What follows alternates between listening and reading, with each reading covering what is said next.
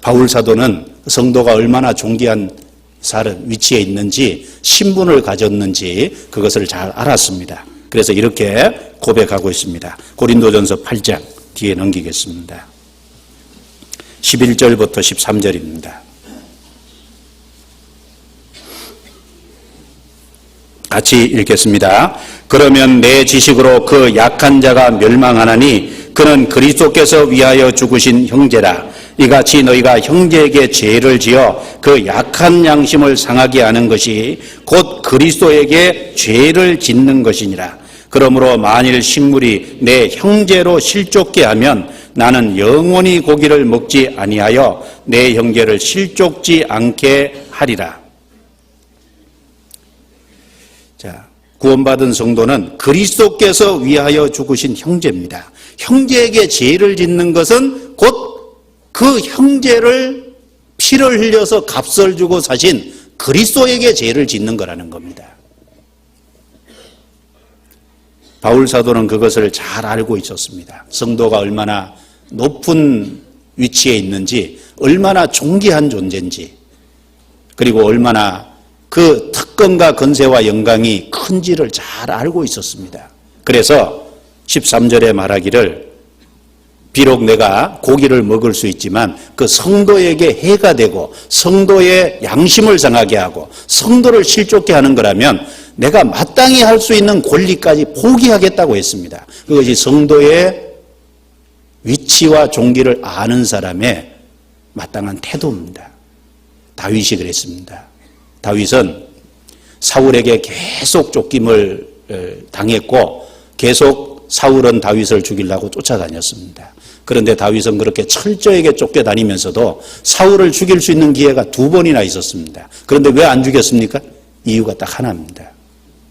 하나님의 기름 부은 자기 때문에 기름 부은 자를 해하는 것을 참으로 하나님 앞에 두려워했기 때문에 그렇습니다. 자, 기름 부었다는 말이 뭡니까? 신약의 말씀으로 하면 바로 죄사함을 받고 성령을 받은 사람을 가리킵니다. 즉 구원받은 사람을 가리킵니다. 바로 다윗은 그 사울이 기름 부음 받았다는 그 하나의 이유 때문에 끝까지 죽일 수 있는 기회가 있지만 죽이지 않았습니다. 그 사울의 옷자락을 살짝 베었죠. 그리고 마음에 찔렸다 그랬습니다. 그 옷자락 베는 것도 마음에 찔렸습니다. 그 마음에 찔리는 그것을 통해서 하나님은 기름 부은 자를 해하는 것을 결코 원치 않는구나 라고 자기 옆에 있는 신복들에게도 사울을 죽일 기회가 있지만 죽이지 못하게 만류했다는 겁니다. 하나님은 그런 다윗을 기뻐하셨습니다. 그런 다윗을 내 마음에 합한 자라고 했습니다. 오늘도 마찬가지입니다. 하나님의 구원받은 성도, 기름 부음 받은 자, 바로 하나님 앞에 그 세상을 판단하고 천사까지 판단할 수 있는 그 엄청난 영광을 가진 성도, 그 성도의 존귀함을 안다면 그 성도를 위해서는 마땅히 자기의 권리도 포기할 수 있어야 되는 것이 맞습니다. 그리고 불의를 당하는 것이 낫습니다. 그리고 이권 다툼이 있을 때 세상 법정으로 당연히 가지 않아야 될 겁니다. 그리고 하나님 앞에서, 교회 앞에서, 성도 앞에서 해결하려고 하는 태도가 마땅한 것일 겁니다. 그리고 또 한 가지, 불의한 자가 하나님의 나라를 유업으로 받지 못할 줄을 알지 못하느냐. 그렇습니다.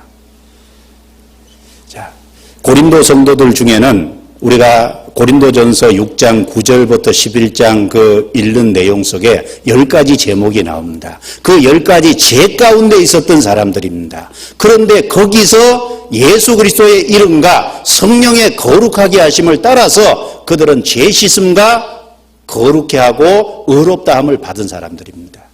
그런데 구원받은 사람이 다시 세상 모습으로 돌아가면 결코 안 될 겁니다.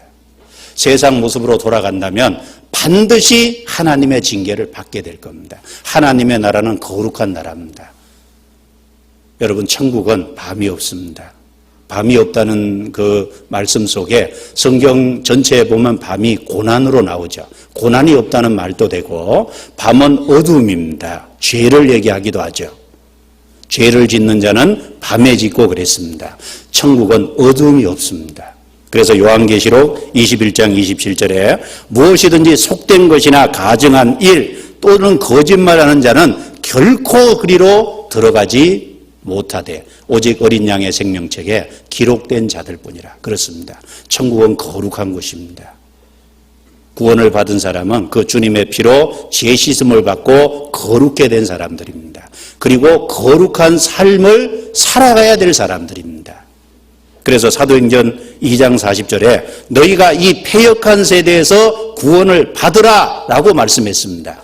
자, 패역한 세대에서 구원을 받으라 그랬죠?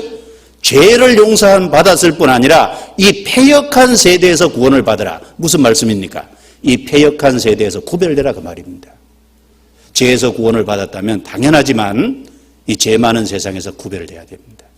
그것이 성도의 마땅한 자세입니다. 만약 성도라고 일컫는 사람이 하나님의 자녀라고 일컫는 사람이 죄를 지으면서도 그래도 천국은 가겠지라고 생각하고 있다면 거짓입니다.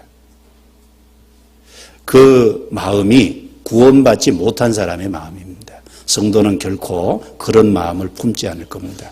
불의한 자가 하나님의 나라를 유업으로 받지 못할 줄을 알지 못하느냐라고 분명히 말씀하고 있습니다.